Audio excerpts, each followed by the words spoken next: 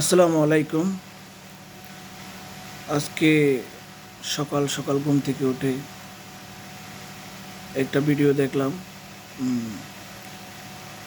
ইউএসএতে অন্তর্বর্তীকালীন সরকারের প্রধান উপদেষ্টা ডক্টর মোহাম্মদ ইউনূসের সফর সঙ্গী হিসাবে বাংলাদেশের রাজনৈতিক দলের 3জন প্রতিনিধি নিয়ে সে ইউএসএ গেছেন। আমরা সেই খবর আগে থেকে জানতাম। আজকে সকালে সকালে ঘুম থেকে উঠে দেখলাম তাদের উপর ডিম নিক্ষেপ করা হয়েছে, অশালীন ভাষায় গালিগালাজ করতেছে পতিত আওয়ামী লীগের স্বৈরাচারের দূষররা। এই বিষয়টা আমি ব্যক্তিগত পক্ষ থেকে তীব্র নিন্দা প্রতিবাদ জানাচ্ছি এবং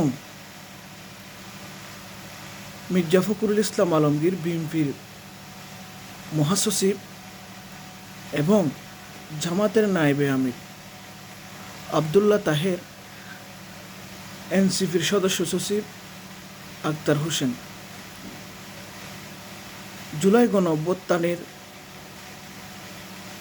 নায়ক তারা, পক্ষের শক্তি তারা, তাদের উপর আঘাত করা মানে পুরা বাংলাদেশের জনগণের উপর আঘাত করা, সার্বভৌমত্বের উপর আঘাত করা।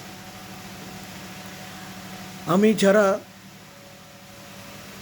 বিএনপি, জামাত, এনসিপি যারা বাংলাদেশের পক্ষের শক্তি আছেন তাদের প্রতি আমার অনুরোধ থাকবে, পতিত স্বৈরাচার আওয়ামী লীগের কোনো নেতাকর্মীর সাথে, কোনো কর্মীর সাথে আপনারা হাতাহাত করবেন না। আমি বিএনপির নগণ্য একজন কর্মী হিসাবে আপনাদের কাছে এই আবেদন করছি। ধন্যবাদ সবাইকে। আসসালামু আলাইকুম রহমতুল্লাহি ওয়া বারাকাতুহু।